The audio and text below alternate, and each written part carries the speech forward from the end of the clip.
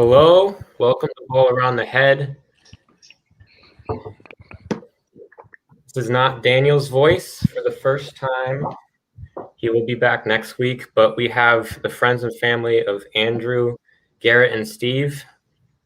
How are we doing? Well, guys, I'm Garrett.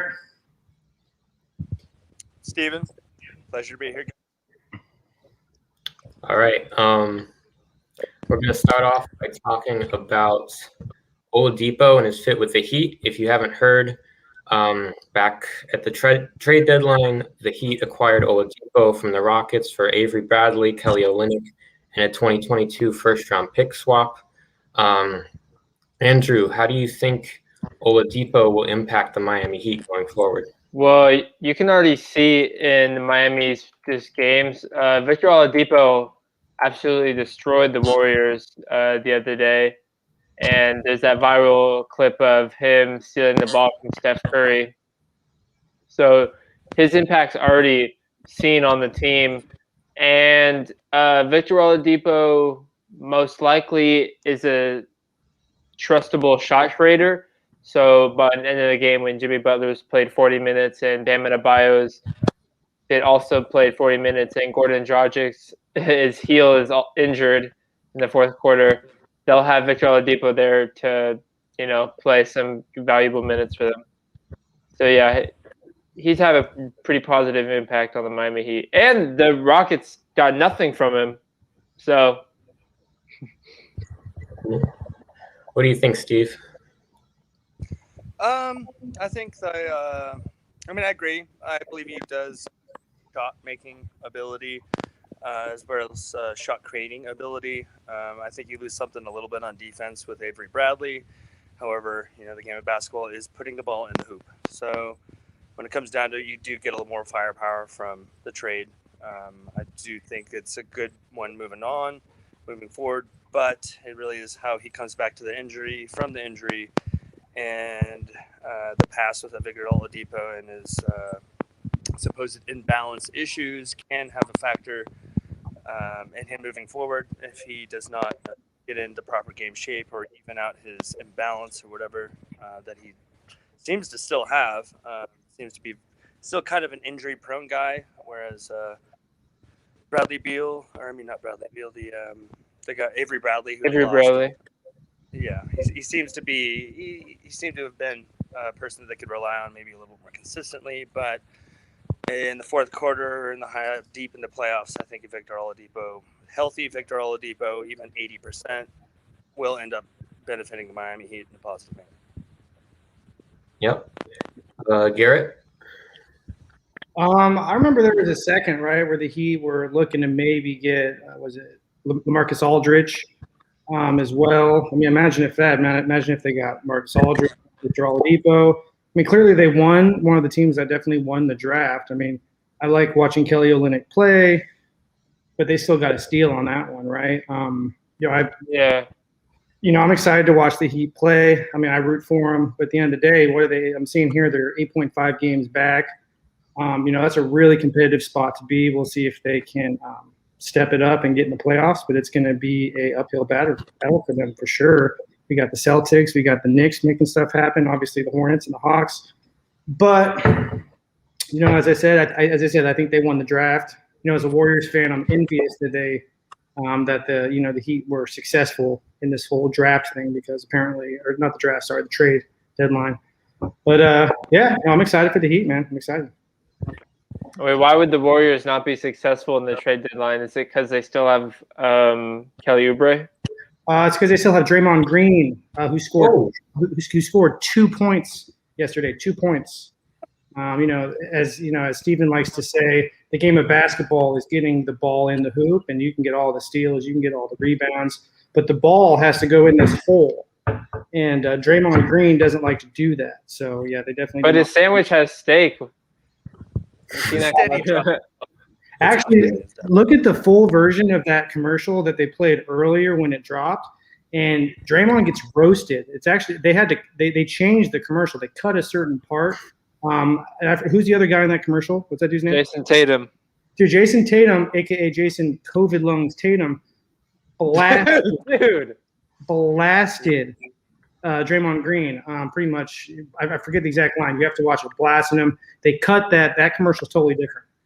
So no empathy for Draymond Green. But as far as the Miami Heat, I'm excited to see them play. I never thought. The fact that they lost Kelly and Olynyk, which originally they'd be more of a 3-point base shooting. I do believe that, with the acquisition of Victor Holiday, when he gets healthy, that it'll give him a little more versatility on offense. But losing the defender in Avery Bradley and Kelly Olynyk on the shooting, which can, coming off the bench, he can give you some firepower and play a decent center position. We'll have to see. I think Adebayo has going to step it up a little bit. Definitely their front court is going to have to perform in the playoffs. As little that Olynyk seemed like he contributed, there were key threes that he hit. I don't think they lost. It depends upon how well he fits in the locker room, which I think, of course, the Pat Riley and Eric Spoelstra are probably going to end up. The Heat culture usually rubs off on people pretty well. They get a better defender. They usually get better at shooting. So I think it'll be positive. Yeah, I'm not super high on this deal. I don't think Oladipo is his former self. Well, he's not, but I don't think he's going to be his former self going forward. Like you mentioned, Steve, he just doesn't look. He doesn't have the same impacts after the injury. I don't think it's a bad deal, but I don't think it'll make a huge difference going forward. Especially, I think he's a little redundant offensively alongside Jimmy Butler. Both slashing wings. So I don't love it as much as maybe you do, Andrew. But speaking of Garrett, you mentioned the Eastern Conference is kind of a mess right now. So who is going to make the 4 through 6 seeds and avoid the play-in? We've got Atlanta, Charlotte, and Miami currently there, but the Celtics are tied, and the Knicks and Pacers are also right there. So who do you think avoids the play-in, Andrew? For the teams that are making the playoffs and avoiding the play-in, well, I don't think Wait, you mean like 12 through? You mean like 11 through 18 seed? 4 through 6. Who gets 6 or higher? Oh, 6 or higher? All right. Well, 76ers are going to make it. The Nets are going to make it. The Bucks are going to make it. The Celtics and Heat will make it. The Hawks are going to have to go in the play-in. The Hornets will go in the play-in. The Pacers will go in the play-in. The Knicks will make it, and then the Bulls will go in the play-in. Okay, so you've got the Knicks up there. Yeah, I think the Knicks will be a higher seed in the playoffs, especially because the Hornets have no LaMelo, and they're kind of slowing down. And I think Trae Young and the Hawks are gonna hopefully implode and do horrible. What about you, Steve? I would say very different opinion. I do think that the Atlanta Hawks are going to hold on to that position with the acquisition of Bogdanovich and Lou Williams. A little bit more firepower. Capella is doing really well. He's averaging about 14 and 14 with around 2.7 blocks. I think they're going to be a tough out, especially with their new head coach, Nick McMillan. Very, very well versed coach so far as his ability to understand the game and elevate that team. I think the Hawks get the 4. I'm a Miami Heat fan. I think they hold on to 5 because of the Heat culture and the fact that they'll end up playing the defense that they need in order to shut down teams. The 6th spot, I believe Boston has it in him with Brad Stevens to come back. I watched the game tonight. It seemed like Tatum definitely is on a bit of a tear forward. The team seems to have more momentum going upwards than downwards. I know they've been on a bit of a downward trend, but I don't think they're missing any players that's going to keep them out of the playoffs. So far as the last spot, so 4, 5, 6, I think. So who have we got left? Yeah, I think Boston gets that last spot, and I think it's going to be close. It's come down to the wire. I believe that Tom Thibodeau with the Knicks are going to make it hard. Julius Randle's going to continue to play well. RJ Barrett's getting better. They have a lot of pieces on that team that Nerlens doing well and comes off the bench and knows his role. I think they're a little too young still to they lack the veteran leadership. They got Derrick Rose, of course, but I think they need a couple more veteran pieces in order to make the playoffs. They'll probably be in one of the plans, I believe. And another one would be the Pacers. I think they'll be there in one of the plans. I don't think they'll make the playoffs, but they'll probably be in one of the play-in games. Miles Turner, and you got Sabonis is still lethal, and they got a couple good pieces there. I think they're a little worse. Man, Karis LeVert is on the Pacers now too. They're tough out though, good defensive team, and Miles Turner's a. But again, I think they lack the firepower when it comes down to it. The Indiana Pacers, and I think the New York Knicks will make it interesting. I think they'll just not make it. I do like what they're doing. Jumping from a kind of a joke of a franchise to, they are no longer laughable. I'd say so. That'd be my opinion. Who you got, Garrett? As far as the Pacers, Aaron Holiday, I was doing some reading, looking at some clips. I don't follow the East as much, to be honest with you, but I don't see any. I'm looking at the 3-point statistics for the Pacers. I mean, maybe, right? I don't see them doing amazing and beasting from 9th place. Obviously, 1, 2, and 3. I don't really want to talk about the 76ers, Nets, and Bucks, right? I don't see any. I don't see any switch there.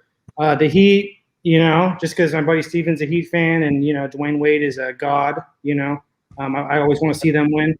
So I don't see why they wouldn't be in the top 6. I don't see the Pacers being there. I don't understand why the Charlotte Hornets are doing as good as they are. That's an interesting question. That'd be another one I wanted to bring Charlotte Hornets and the fact that they lost LaMelo Ball, and I think their momentum is kind of at a peak. Yeah. Yeah, I don't afloat though. I thought they'd do worse after losing him. Yeah, the fact they're even where they are, that's great for them. I don't see them maintaining that. As far as the Heat taking that spot, obviously the Hawks staying where they are. And then I guess the Celtics and as I said, the Pacers. I don't know. It should be fun. I don't really have any intellectual insights on that, but we'll see. That's all I got though. Yeah, I've got the Hawks as well. They're at the 4th spot. They're 15-5 under Nate McMillan, so they've just been rolling. I've got the Celtics going up to the 5 spot. I think they're 7-3 over their last 10. It looks like they're finally starting to hit their stride. And then I think the Heat will make it over the Hornets. I just don't see the Hornets keeping this up, given LaMelo Ball's injury. So next we're going to talk about DeMarcus Cousins. On April 5th, he signed a 10-day contract to play with the Clippers. So do you think he will finally find his home there? Steve, we'll start with you. We'll go ahead and say, in his stint with the Houston Rockets when he played, he had a bit of a struggle coming off the, about the Achilles tear and the quadricep tear. He seemed to be a little slow in Houston when he had that the opportunity in the beginning of the season before he got traded, or they let him go. He seemed to kind of be befuddled in the beginning. He started to get his rhythm. I noticed a couple games. I know one of his best games he had in Houston, he had 28 and 12 or something like that. So there was flashes of brilliance of the old DeMarcus Cousins that we know. I think it's really, when it comes down to it, as long as he gets in game shape, he needs to make sure he's light enough and that he is sharp enough to stay up with that championship caliber team.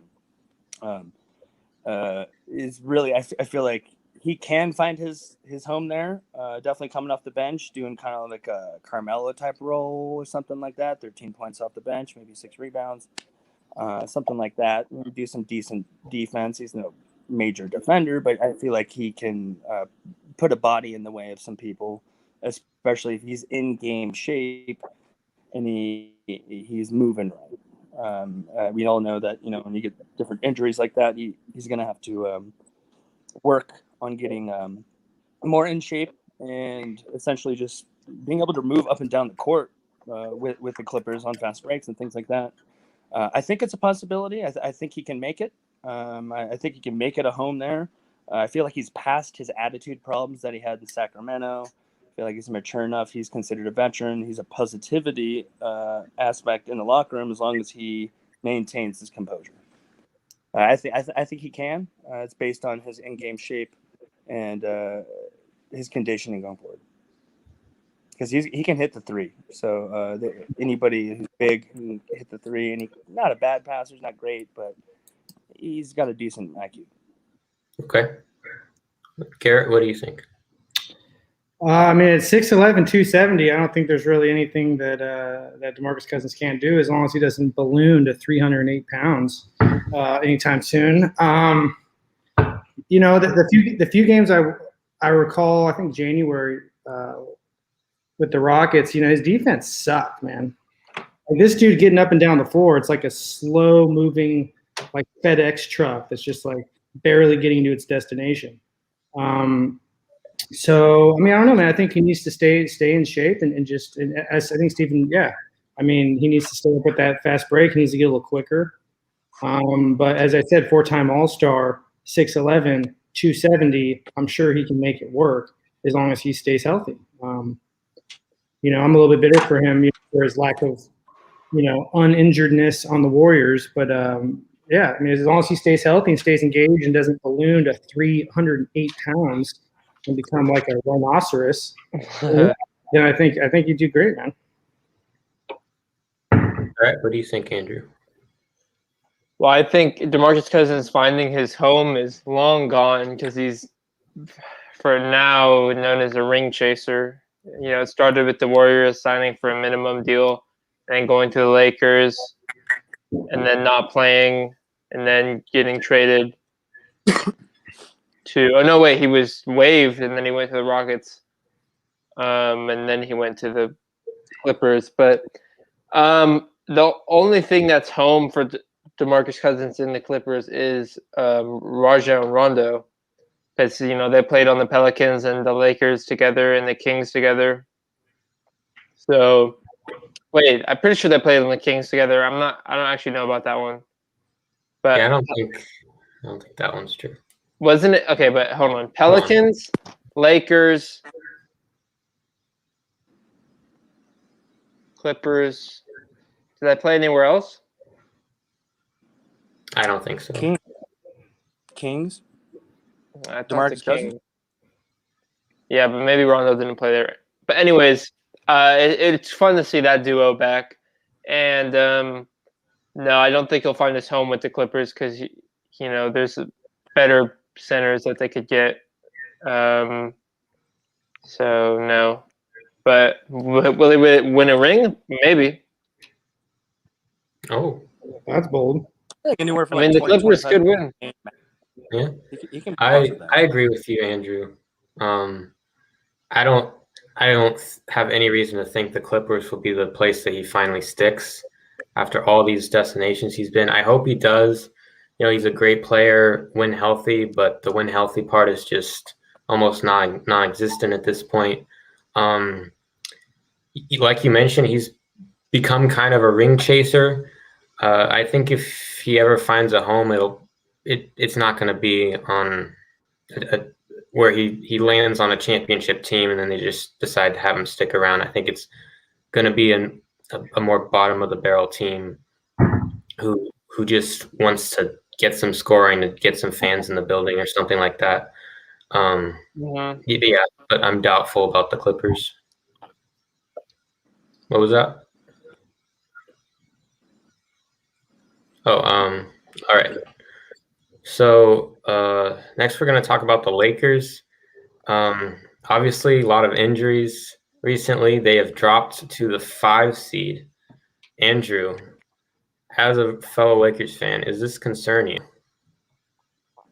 Honestly, it kind of does concern me, but I watched the Lakers absolutely destroy the Nets. I actually forgot if that was today or yesterday, but they just destroyed the Nets, and KD was back, and it was just awesome. So I'm not really too worried about their performance for the playoffs, but they might fall out of the playoffs. They might not. I had a conversation with my neighbor the other day about this, and we came to the conclusion that the Lakers probably won't get out of the playoffs. So there's nothing to be worried about. Like, I think they'll be, no matter what, in the 8th spot. They might have to contend for a play-in, but I don't think they will. What about you, Garrett? Should Lakers fans be concerned? I mean, I assume they're going to get in the playoffs. I don't see some sort of crazy action that happens with them not. I think ESPN's reporting now that Anthony Davis is going to be back in a week and a half to 2, and LeBron is going to be back in 3 weeks. Yeah, I mean, as far as I like what Andrew was saying with the Nets yesterday.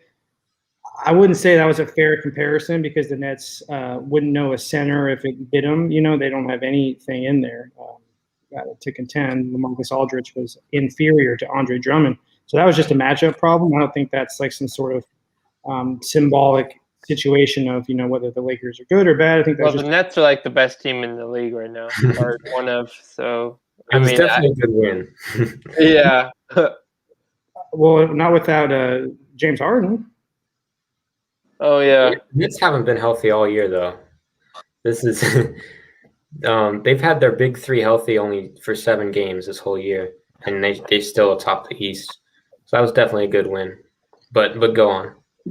Yeah, no, but yeah. As far as the Lakers, yeah, as I said, those 2 guys are coming back.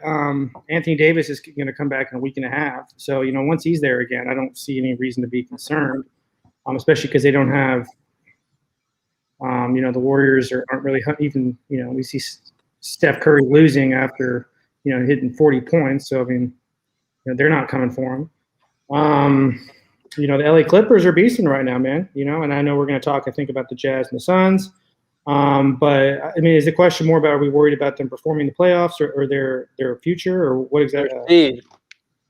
Should we be concerned that they dropped in the standings? Well, of course, they lost 2 of the best basketball players in the NBA, and they're both coming back. So I wouldn't be concerned. I think it's just a natural, mathematics on what happens when you lose those 2 players. Yeah, Steve, what do you think? I think I agree with Garrett. I know what you mean with the extra weeks coming ahead and how everything is getting more competition. Like everyone's kind of starting to play more playoff basketball. So I can understand how you're thinking that they might not make the playoffs. What we saw last night or the other night from the Lakers was good. Again, we watched Blake Griffin turn it over quite a number of times for the Brooklyn Nets, which was, to be expected, I guess. But I think the Lakers when they get both of those guys back. I think even when they get one of them back, they'll start winning games. I say they make the playoffs without a doubt. They're definitely going to come back with a vengeance, I think, and just remind the league that we're among the 2 best tandem around. I like how they're playing without him. Marcus Morris or Markeith, I can't remember which one they have. One of the twins. Yeah, Markeith. That twin seems to be doing pretty well. He's doing really good 3-point shooting. I like Schroeder. I like their supporting cast. Caldwell Pope seems to be coming out playing pretty well. So I don't think you have anything to worry about. Yeah. Not at all. I think they make the playoffs. It might be close, but either way, any team that's facing them is not going to be happy that they matched up with them. Yeah. Also, man, they're 5-5 the last 10 games, and among those 10 games, there's some pretty tough spouts of competition. Right, those 10 games were not all easy wins that they floundered, so that they actually performed relatively good. And at least the games that I've seen highlights of recently, they lost to the Heat, but the Heat beasted. So I mean, there's only so much you can do. Yeah, they beat the Nets, they whooped the Nets, but as I said, Blake Griffin defeated himself internally, self-sabotage, because he didn't dunk for multiple years while pretending to be bad so he would get an excellent contract. But, I don't think you have anything to worry about, man. At least there's hope for you as a Lakers fan. Another thing I want to add is the acquisition of Andre Drummond can't be overstated. I mean, you got one of the best rebounders in the league there. They're going to fit him in where it fits. And that's going to just take pressure off of Davis rebounding or LeBron rebounding and everybody else rebounding, because that guy's just a monster at rebounding. Yeah. So he's going to take pressure off of the defensive end and put a body in front. And I think when you start rotating Drummond and Davis, it's gonna be pretty fearsome. Yeah, and Davis likes to play the 4, and the Lakers want him to be on the perimeter taking threes. So that's a great opportunity to do that. I don't think the seeding will matter at all. Like, they're definitely going to make the play-in, and if they make the play-in, they're not going to lose in the play-in. If they make the playoffs, then we're fine. But the only thing that I'm concerned about is that the new acquisitions of Drummond and McLemore have not played a single game with LeBron and Davis healthy, and I just hope that there's enough time to get back in the flow of things, because we want to talk about them flipping a switch in the playoffs, but it doesn't really work like that. You gotta be in the groove going into it, I think, and I just hope there's enough time for them. But I think there will be, and I don't think there's any major concern as of now. Real quick, Ben. I mean, I see. So what you're saying is like a lack of chemistry is what you're scared of with Drummond. Yeah. So yeah. I mean, I think that'd be more of a narrative for the Nets, right? Like Kyrie, KD, James Harden. Those three, unless they're like hanging out playing 2K while they're injured, they haven't developed any chemistry as a trio. Like, so that, as far as that storyline, I would be much more concerned with that aspect for the Nets. As far as the Lakers, I mean, Drummond, he's a professional basketball player. This dude is 6'10", 280. He's fine. I mean, dude, I don't know if you watched the highlights. Watch him just dominate LaMarcus Aldridge, man. Just dominate. Just like France, 1940, domination. It was not good, man. So, yeah, man. I'm excited for the Lakers. I'm excited. Yeah. We already talked about the Nets a little bit, so for the sake of time, I'm just gonna skip ahead to this Jrue Holiday news. He recently signed a 4-year, $135 million extension with the Bucks, with bonuses that can take the deal up to $160 million.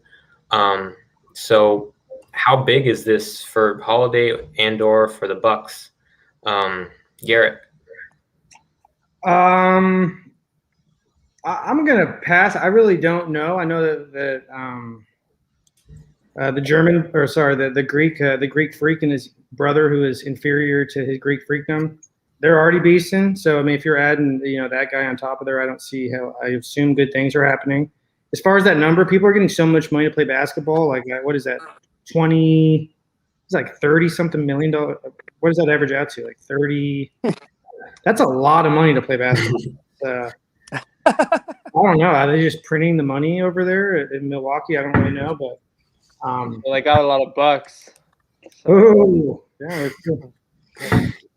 yeah, I don't know, but that's a ridiculous amount of money to put a ball in a hoop, which is crazy because Draymond Green cannot do that. So maybe Jrue Holiday will show him how to do it with his incredible amount of money that he's getting to play basketball. Yeah, just like Giannis called them cash money, and big money was Middleton. But yeah, Jrue. I mean, they're just lining up players. They're lining up Giannis's team for when his contract expires in 4 years now. So this should line up with his contract. I wouldn't be surprised if Chris Middleton signed the deal that extends it to, I guess, 2025 is when that year is going to be over, or 2026, one of the two. Middleton, they have all three of those guys on the books through 2024 as of now. Okay, yeah. And then they'll probably add like PJ Tucker might get a contract extension to that year because he seems to be a piece for them. Yeah, they're just getting a good core for Giannis for that time because they're going to win a championship sometime in that year, I guess. I mean, he's averaging 17 points a game. I mean, I'm looking at it. I don't know. Really? $30+ million a year? He's pretty good. He's a pretty good defender. And He's a defender. Yeah. Defender and 3-point shooter. Yeah. Yeah, he's doing really good from 3 this year. Definitely one of his career years, I think. I'd like to add the fact that pretty much you look at the Milwaukee Bucks 2 years ago, they made it as far as they did. Last year, obviously, they got bounced out by Miami way too early.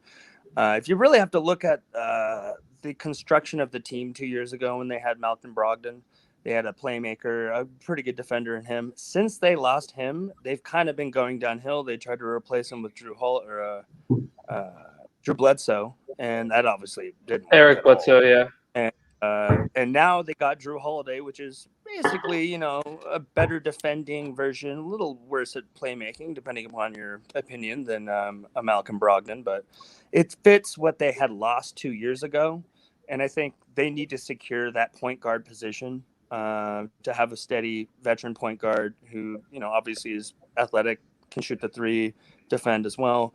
And they're just trying to secure that exactly to keep Giannis from leaving Milwaukee. I believe that is very true. Then, have another co-star from him, he'll be less likely to leave. I think really it's just securing their point guard, especially they want to win a championship sooner than later. And I do think the way Jrue Holiday is playing this year, especially, gives them a shot, and you don't want to lose him. Just like have the same thing happen as it did before with Brogdon. If they let that happen again, the same thing is just going to be a vicious cycle of not having a floor general of some sort. Which, I wouldn't say Holiday's more of a scorer. I'd say that I think he's gotten a little bit more veteran ability now than he used to, a little more under control and better playmaking skills than he used to. So I think it's good for both of them. Definitely happy that he got the contract. He's been doing fantastic this year, and I think the Bucks just need to solidify that point guard position. Yeah, I think this is a great step for the Bucks. They're playing a long game with all those guys in the Bucks under 2024, kind of saying, okay, we haven't had success in the playoffs, but maybe one of these years it'll happen because we've got these guys all together for a long time. And Jrue Holiday, I was really optimistic coming into this year, and the Bucks kind of got off to a shaky start, but they've rebounded. Jrue Holiday's coming to his own. He seemed a little hesitant at first to fit in with those guys, but I think they've made it work. Although they are not doing so great currently. They've dropped to 3 games back of the top of the East, but it's a huge step for them long term, I think. Okay, so going from the East back to the West, the Jazz and the Suns played a nationally televised game recently, and it went into overtime, and it was a great game. And they are the 2 best teams in basketball record-wise, and yet most people don't think of them as contenders in the same vein as the Nets, the Lakers, and maybe the Clippers. So are they being overlooked? What do you think, Andrew? Yeah, but I think the only reason they're being overlooked is because if you look on their roster, none of them have won a ring. Nobody on either team has won a ring. The closest being probably Jay Crowder on the Suns. He's been in the finals a couple times, and he's been in deep playoff runs, with multiple teams. So that's the reason they're being overlooked, is because they don't really have a LeBron James who's been in the playoffs for 16 out of his 17 seasons and has been in the finals for 10 out of those 17 seasons. And then even just playoff pieces like the Clippers have, Paul George has kind of been in the playoffs. Kawhi Leonard obviously is a winner. Rajon Rondo too.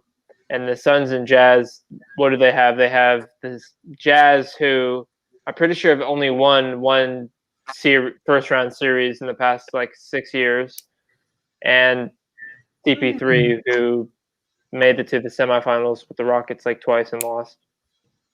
So yeah, I mean at least they went 8-0, the Suns, the bubble. Garrett?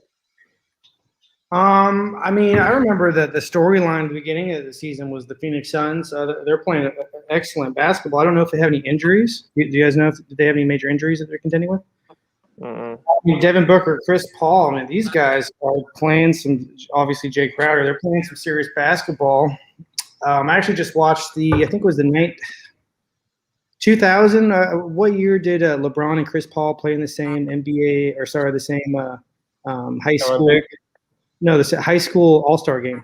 McDonald's All-American 2004. You got. I mean, that watching. Three. Dude, Chris Paul is his basketball intelligence is so high, man. Watching that guy play basketball is really a treat to watch. Yeah, he doesn't do a lot of the sexy things that we associate, with other people at the position. But I have nothing but expectations that the Phoenix Suns are gonna beast.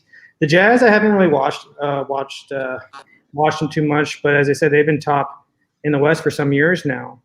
But I think there is a little bit of fatigue, because we're used to the Warriors, we're used to the Oklahoma City Thunder, right? We're not used to this narrative of this year of the top teams. It's new, right? So, you have a lot of commentators trying to figure out how to spin that. But I think it's just you have different teams contending in the West in recent years. It's not the same as it was, the last 5 years, right? Besides the Jazz have been top, for a while now that I recall. But the Suns, I mean, they made those trades and they came out of nowhere, right? So I guess we'll have to see how they all play. Back to that chemistry thing, the Suns have been able to develop that all season, right? Like they don't have to worry about some of these post-trade deadlines chemistry that some of these other teams are dealing with. If they are going to succeed, I think we're going to see them do it, not because of a lack of chemistry or anything. But, yeah, I'm excited to see how it plays out. Steve, what do you think? Are we overlooking these teams?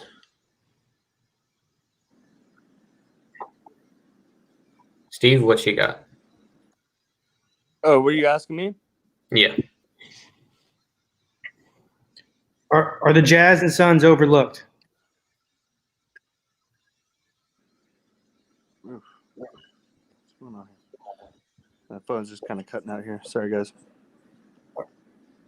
Are the Jazz and Suns overlooked?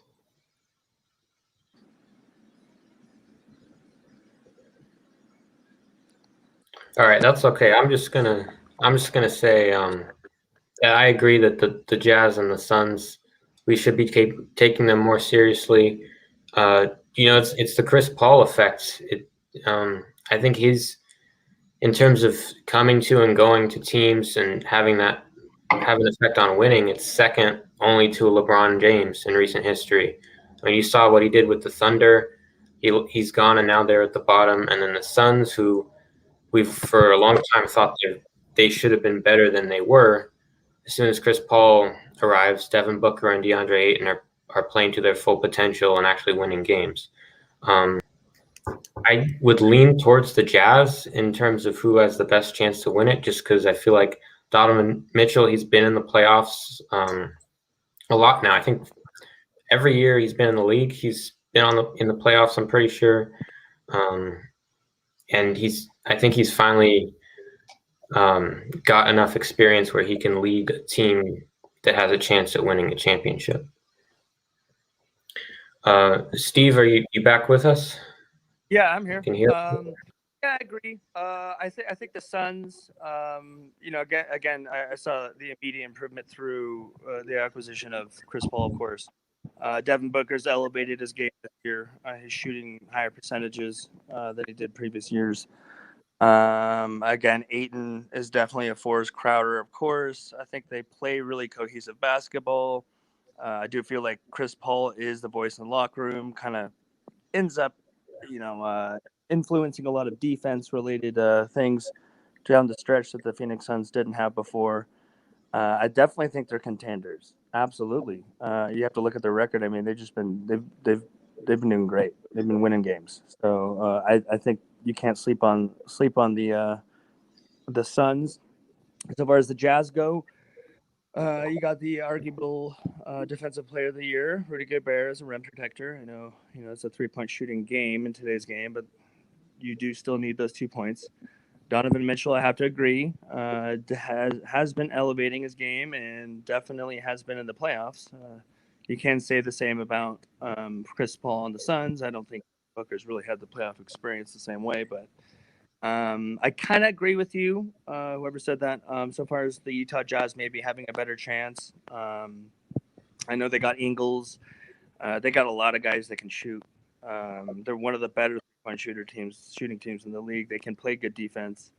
I really, really think it depends upon the consistency and the defense matchups in the playoffs going into it with Donovan Mitchell, because I've seen him do really well, and I've also seen him do pretty well, but the field goal percentage is not necessarily there in certain playoff runs.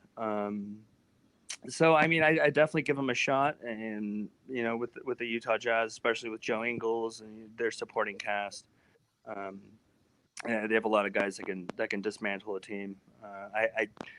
It's on the fence, but I get what you mean. I feel like the Utah Jazz has more pieces to actually fully win it on dependency, whereas the Suns, Aiton's still young, he's doing great, but I feel like they're missing a piece or two to win a championship. Actually, the Suns. I feel like the Jazz. I feel like the Jazz have a better shot. I love the Suns and why they're playing. I just think they're a little undersized, especially at the two guard and the point guard position. You can have problems with facing up with certain two guards and certain point guards, especially in this league, that'll give Chris Paul a hard time. And Devin Booker's not 6'8" or anything, so if he gets a bad matchup on a shooting guard, it can be a rough night. I think the Jazz have a better shot, but I think both of them are absolute contenders, and we should definitely not be sleeping on them. Yeah, I biasly still think the Lakers are the favorite in the West, but I'd put the Jazz right there behind them. So the Magic recently, someone we didn't talk about too much after the trade deadline, they went into a full rebuild, trading arguably their three best players, Nikola Vucevic, Aaron Gordon, and Evan Fournier.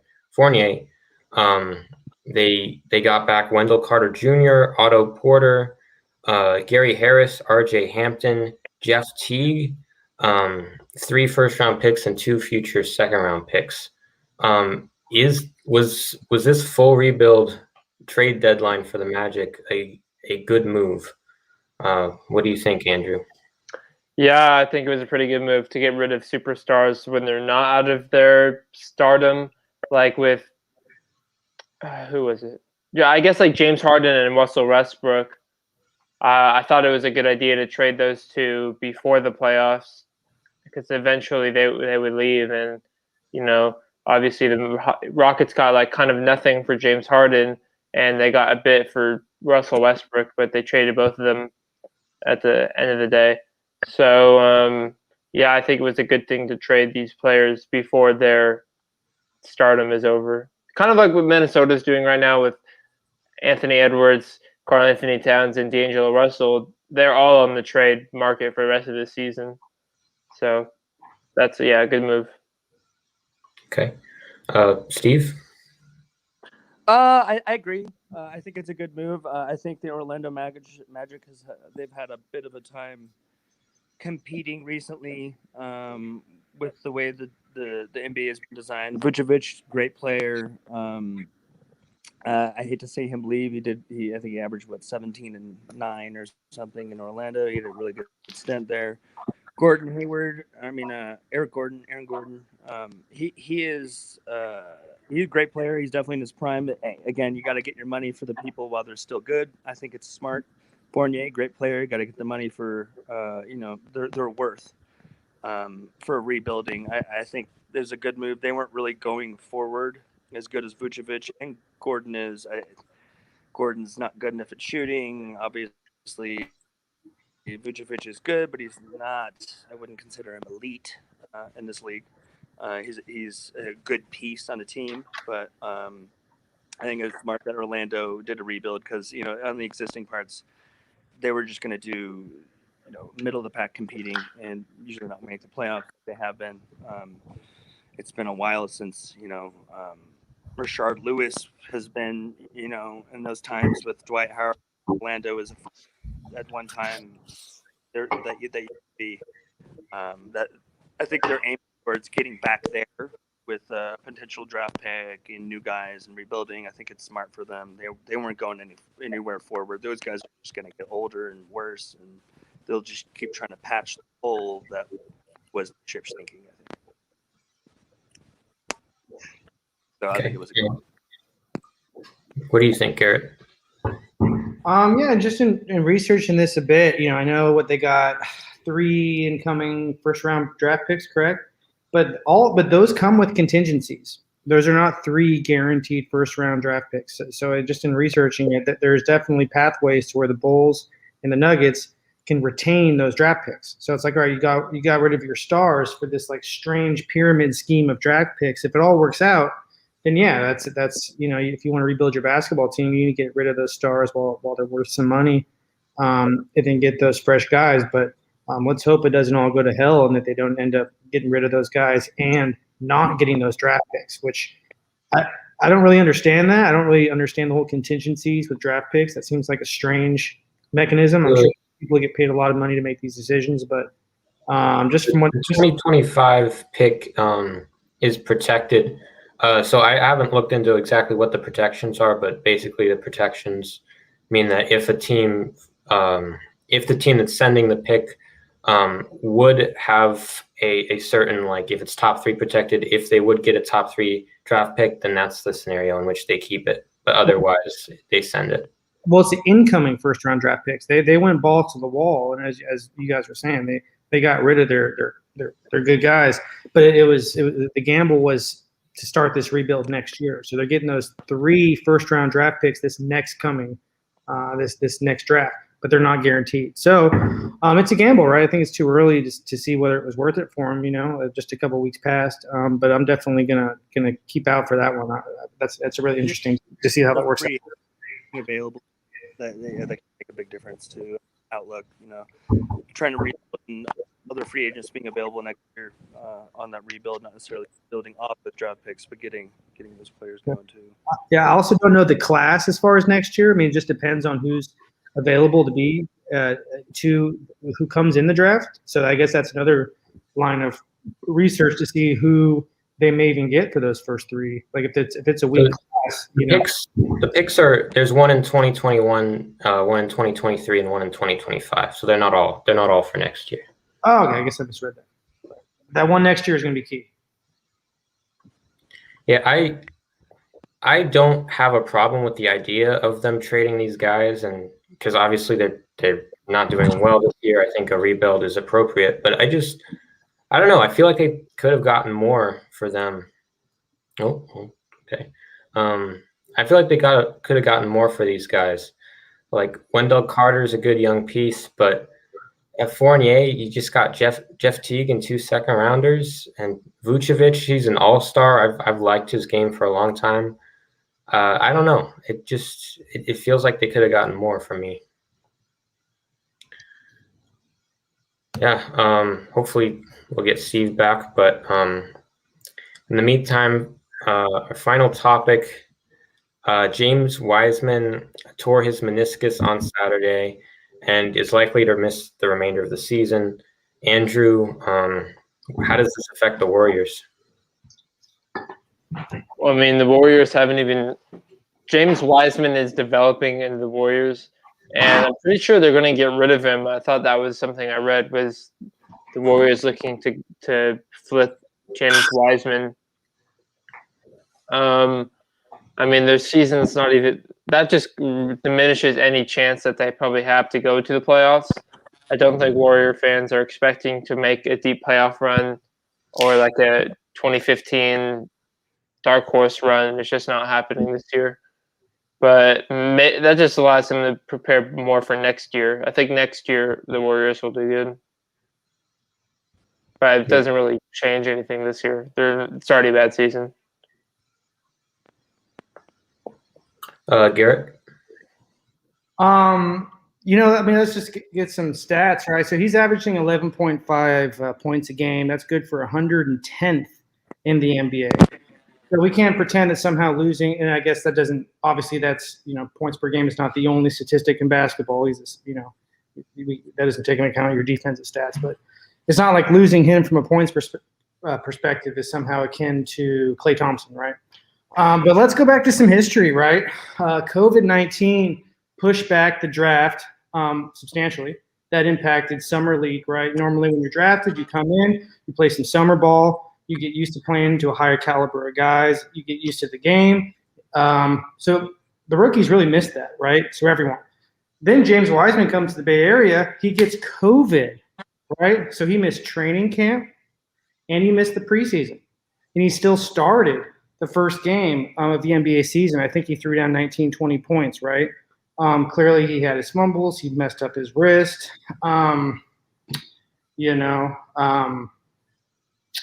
He was on the bench for a little bit, but yeah, I mean, it was a development season. Clearly, he liked these last 19 games, and the coaching staff would like these last 19 games and the potential playoffs for him to get used to playing in the upper leagues. But and I also want to be clear too. He had an MRI. It's not 100% definitive that he was it a torn meniscus that we're thinking it is. So it's a guaranteed meniscus injury. We don't really know whether it's a torn meniscus yet. That's not 100%, but let's just assume it is a torn meniscus for the sake of it. That's not an MCL. That's not an ACL injury, right? That is not that detrimental of an injury. Right? So best case scenario, this dude is just gonna, lose those 19 games. As I said, it was a rocky start. He missed, as we said, summer league, training camp, preseason. So it already wasn't an ideal season for his first year. So best case scenario, he gets his surgery and he gets that off season, right? He needs to do strength and conditioning. He needs to do he needs to work on his skills. So as long as he gets that surgery and gets in that groove and he gets that summertime to get back in the groove, then we're good for next year, right? So I'm not really that concerned because, as Andrew pointed out, the Warriors weren't really, and it's not like it was a contending team gone awry, right? It's more this is more of a long-term conversation. I mean, not really a short-term, but I'll shut up. Yeah. Steve, what do you think?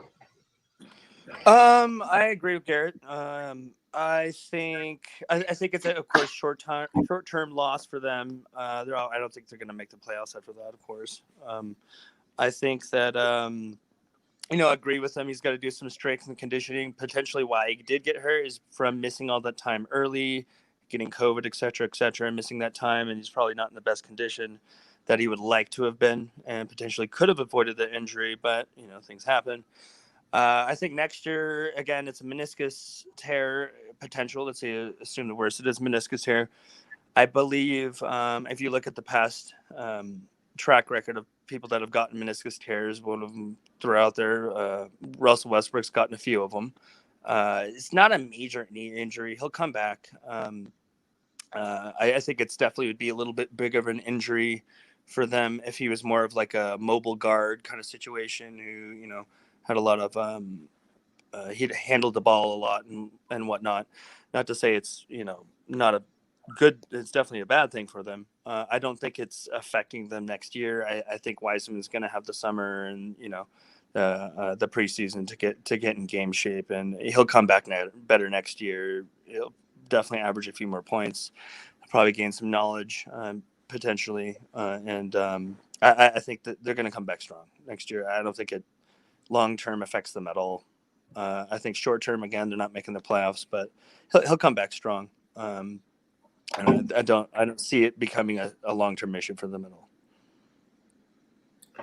Yeah, I actually do think they'll make the play-in just because the Pelicans and the Kings have not given me much to believe in. Yeah, the Pelicans, I don't sleep on them. Zion's still on a tear. I think they have a chance to do the plan, but it's like really, I mean, everybody knows they're waiting for next year when Klay comes back. I mean, I think I don't know if they purposely tank to get not be in the plan because they obviously know they're just going to put more mileage on Steph Curry and the supporting cast. And it's like, look, they might end up making the plan, which could be a good experience for them. But of course, Wiseman won't get that playoff experience, which would be unfortunate. Again, they could make it. I'd say it drastically reduces their chance of making it this year due to the fact that they. I mean, he's obviously their main center. Draymond Green's very undersized at the center position and or the power forward position, especially offensively. He doesn't, tend to impact the game on the offensive standpoint. You got Wiseman his first year, he's scoring as many as Draymond Green. I don't think Kevin Looney is a real center. I believe he's more of a power forward. He's definitely undersized, being like around 220. I think even if they do the play-in, they're gonna get beat up down low without Wiseman there. So I would. It's nice to be seeing him in the playoffs, but they're gonna get beat up down low. Yeah, I agree. Long term, it's not gonna be a huge issue. I think he'll get back. But that's all we have for you guys. Anything else you guys want to say? No, it's been a pleasure speaking about sports and the NBA with you guys. Thank you for having me over the channel, man. Yeah. A quick thing on the Warriors, though. I mean, Steph Curry scored 38 points last game. They won obviously with James Wiseman leaving. I've seen him score multiple 38 to 40 1-point games and lose, right? So it's like at a certain point, I mean, yeah, okay, the Warriors make the play-in.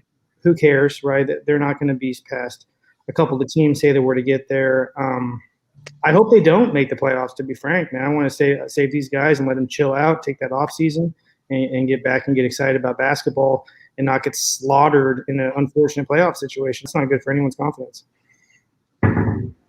It could be some good playoff experience for a guy like Wiggins and stuff, though, that hasn't seen it, and certain guys that are younger. It could give some playoff experience, but I never like the idea of more wear and tear on Steph. I just don't. Not unless it involves trying to get a championship. Well, they might not even play him. Like, Draymond Green didn't want to play in a play-in. So if I was the Warriors, I would try and get in the play-in, but just don't play Steph and Draymond. Draymond's trash. That's an option. Baby. He's trash baby. Duh, trash baby. All right. Well, thank you guys so much, Steve and Garrett, for joining us today. Daniel will be back next week. And yeah, thanks for coming, anyone who watched. Thank you guys. Do you want to take us out? Thank you. Lakers info!